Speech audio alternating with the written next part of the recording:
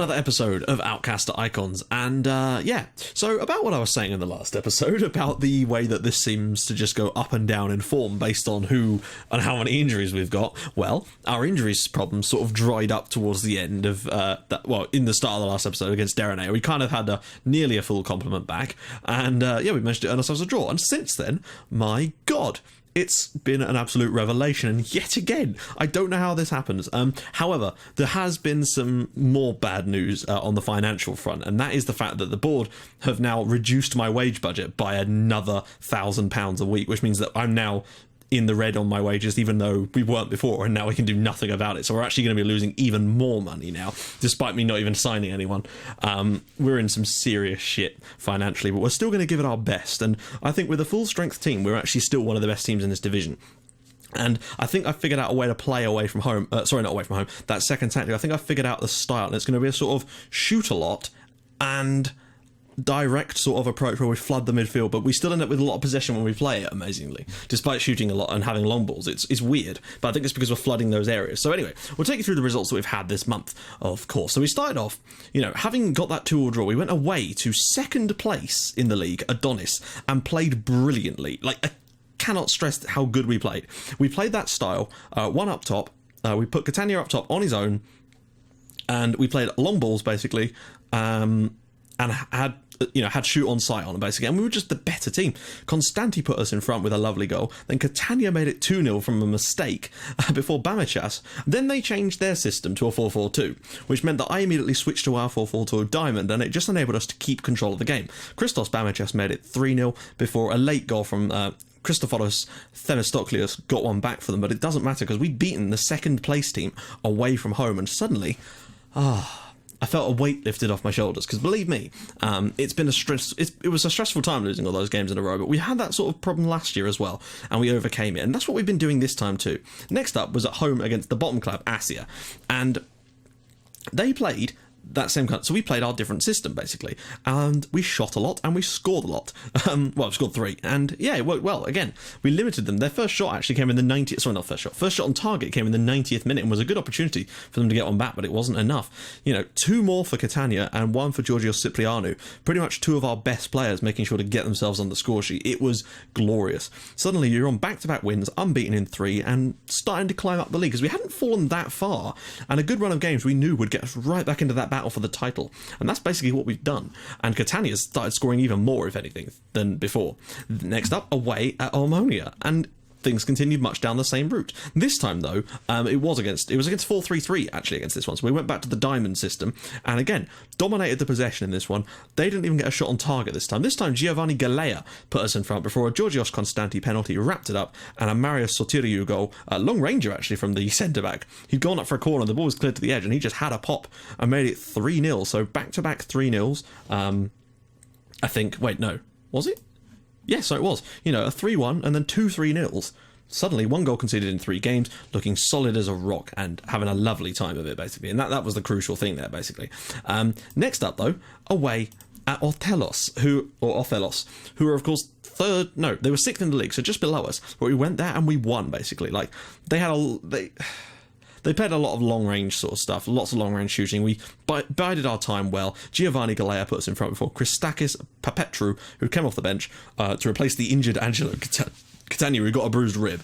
Thankfully, there was a 2-week gap after this game, which has enabled him to recover, I think, for this game. Unfortunately, you'll note that in order for today's game, we are going to be missing Prokopis Pagilis, who's out with a bruised head that he suffered in training, which is a pain. I'm hoping that MEAP maybe play a system that will enable us to not have to use our defensive midfielder. We'll have a little look, though. It's a tough one. But they've got a lot of injuries themselves and are, of course, second from bottom in the league. So here's how the league's shaping up now.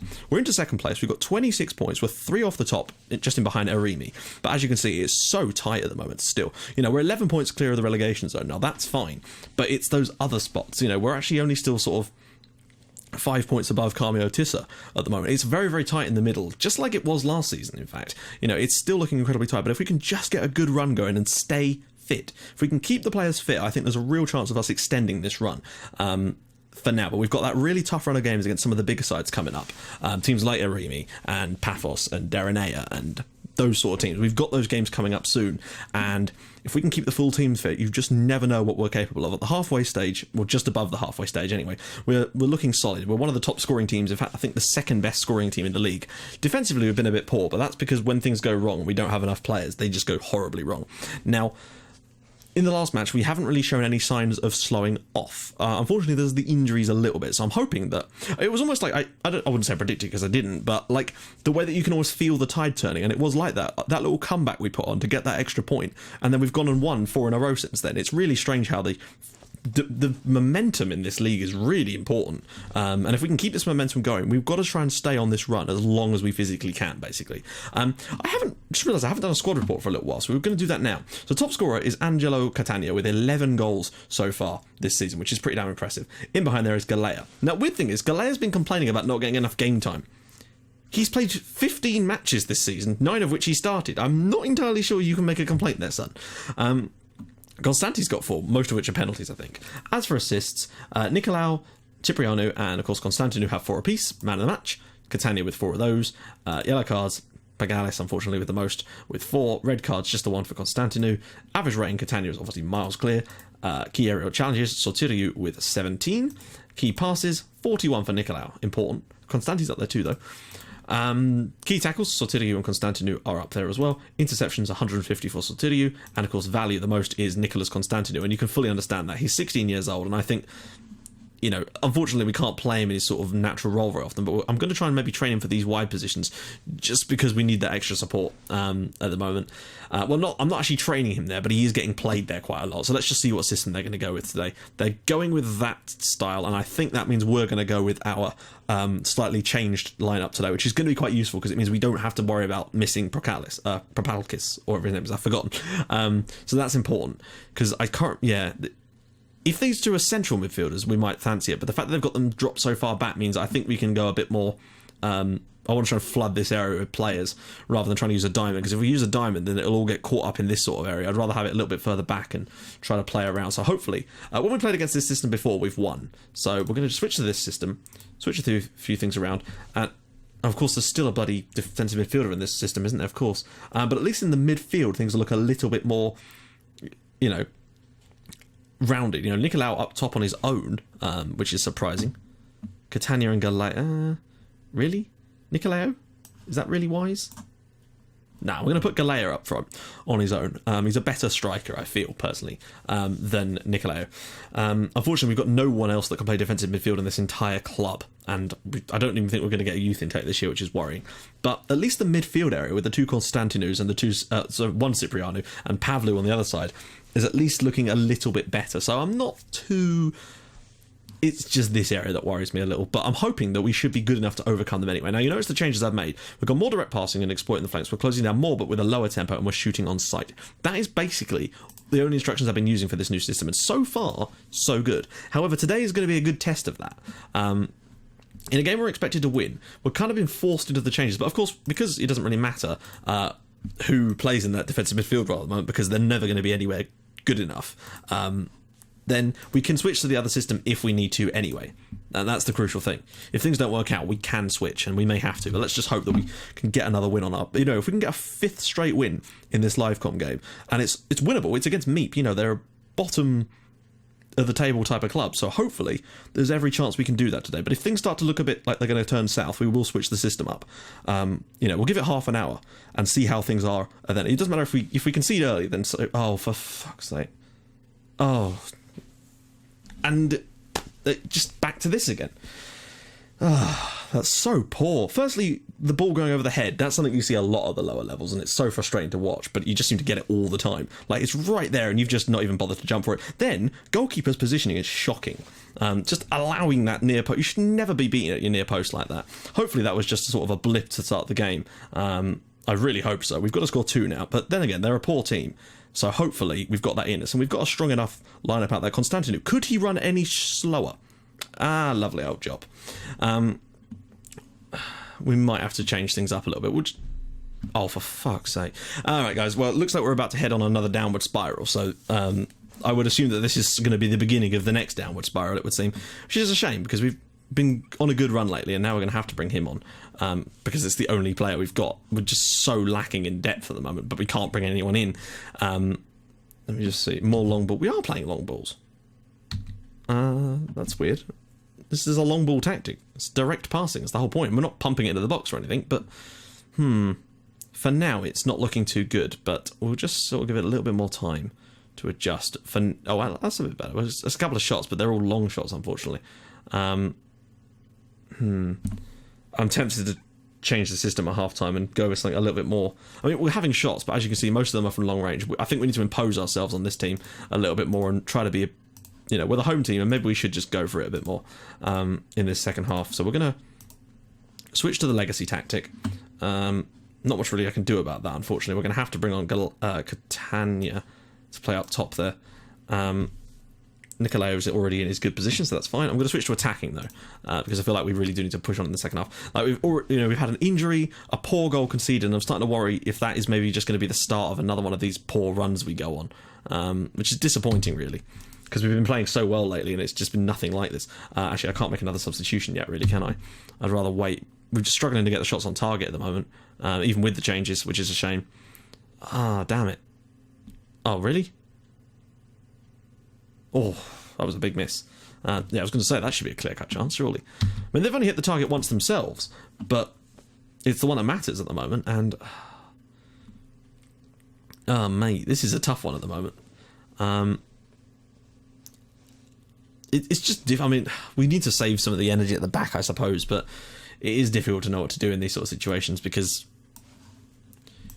We're going to go overload in a sec as well, because... we need to try and get some men forward. It's always a tough formation, this one. It's tough to break down. I don't want to go like shoot on sight on this at the moment, just because I feel like we could still maybe work the ball through them. I might do it for the last 5 minutes if nothing's happened yet. But we've only managed one shot on target. That is obviously the problem here. Then again, they've only had one shot on target too, and it's gone in, and that's the pain. That's the real issue. Like, to lose at home against the 13th place club after you've been on such a great run. It's amazing how the simplest little injury can really upset the balance of this team. And oh god, here we go, another one. And another one. Oh, it's the same guy, isn't it? What we're talking about. I feel like this is about to be the start of another slump for us, unfortunately, because the moment you start getting injuries with this team, you're just gone. But to lose at home against the 13th place team, who are absolutely that's a shocker of a performance. I mean, we've only hit the target once, and they've only hit the target once, and yet again, it's one of those games where they've done it, and they've taken their chances. Poor defending, poor goalkeeping, 2 more injuries for us now, and it looks like we're going to be heading back down the table again over the next couple of games. It's really annoying, because you just get happy, and you're like, yes, we're finally going somewhere again, and then you go straight back down again, because you get a couple of injuries. They're probably long-term ones. In fact, if we were to get a couple of long-term injuries, we'd be really in trouble. Thankfully, most of them have been sort of 2 or 3 week type of job, that has allowed us to come out. Paphos have absolutely destroyed MEAP there. No doubt they'll move into second soon. Wow, they've got a lot of goals in them this season. But yeah, I just think we're sort of looking like we're going to end up finishing around about that sort of slap bang mid-table, because we're so good but then so bad, and it's just going to be a case of that. So what we've got coming up next, we've got Aris away next. Kalkinoris, that's winnable potentially. MEAP, we win them a lot. I'll tell you what we're going to do. We're going to do the Arimi game, because that's quite clearly the important one. It's a home against the top club. That could be so important by the time that game comes around. So I think that's going to be the one that we're going to do for the next episode. And I think for the with the next one, we'll just do the last game of the season after that. Right, so that's not exactly how I wanted it to go after a great little run we've been on, really, but I suppose that just seems to be how it goes. Like, if you look at our season last year, so we started off... Okay, we're not going to get... Or is that the whole lot? That can't be the whole lot. No, why doesn't it show you the full complement of fixtures? That's so annoying. Just those fixtures, please. Right, yeah. So we started off poor, then we went on a great run, then we went on a poor run, then we went on a great run, then we went on a poor run. It's just odd how that seems to happen. It just seems to be happening again, and I'm putting it down to injuries at the moment. I think that with a full strength team out week in, week out, we'd probably be one of the better teams in this league, but at the moment we're just not quite good enough. Anyway, let's just quickly take ourselves back and look at what we got. So yeah, in the next episode we're going to do the Arimi game, which is away from home, which is going to be an incredibly tough match. We were very unlucky to lose against them in the home game. That's what I would say. I mean, look, they were very lucky to get that win. But the problem is, if we start getting a couple more injuries again, we could end up going on another downward spiral. But I guess the one thing I would say is that perhaps that would mean that if we do have another good spiral, it will be the last part of the season, and it might just be enough for us to sneak into a good spot in the league. Who knows? So guys, if you like what you're seeing, please do drop a like on the video, and if you'd like to even more than that, please subscribe to my channel for more Red Star and Outcast icons in your inbox every single day at 5:30 and 8 o'clock. And I will see you guys in the next episode for what could be a crucial game against Irimi. I'll see you guys soon. Bye bye.